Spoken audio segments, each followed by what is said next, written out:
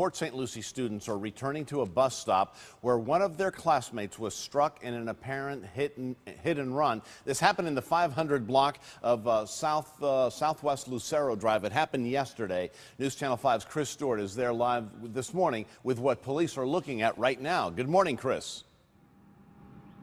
Well, we're starting to see students actually make their way to school here this morning, right by the spot, passing the spot where 18-year-old Diana Andrea Gill was hit yesterday by a car that police say took off after it hit her. She is in critical condition this morning. Now, all of this happening around 6:45 yesterday morning, so a little less than 15 minutes from now. The sun here won't be up until a little after 7 o'clock this morning. So if we kill the lights, you're going to be able to see, just get an idea of how dark it is on this road when students make their way to school. There are street lights along the way, along this road on the top of telephone poles, but if you look at the telephone pole that's overlooking this Watch for Children sign where all of this happened yesterday, there isn't a light fixture on that telephone pole right here. You can see that there are still some markers here on the ground from when police were investigating here yesterday. That investigation is continuing today. Police say they have the car that allegedly hit this Port St. Lucie High School senior yesterday as she was making her way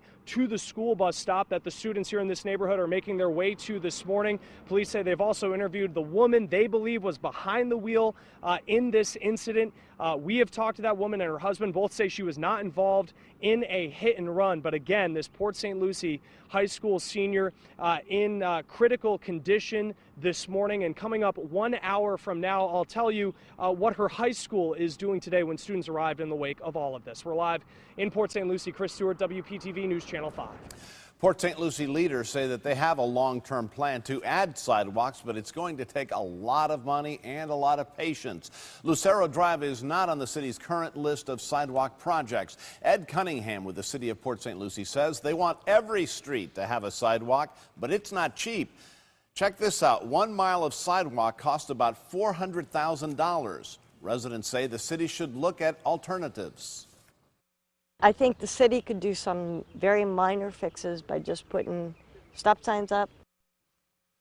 It's not the first time that neighbors have seen accidents there. Just going to the mailbox can be dangerous. The speed limit is 30, but neighbors say most people drive well over that.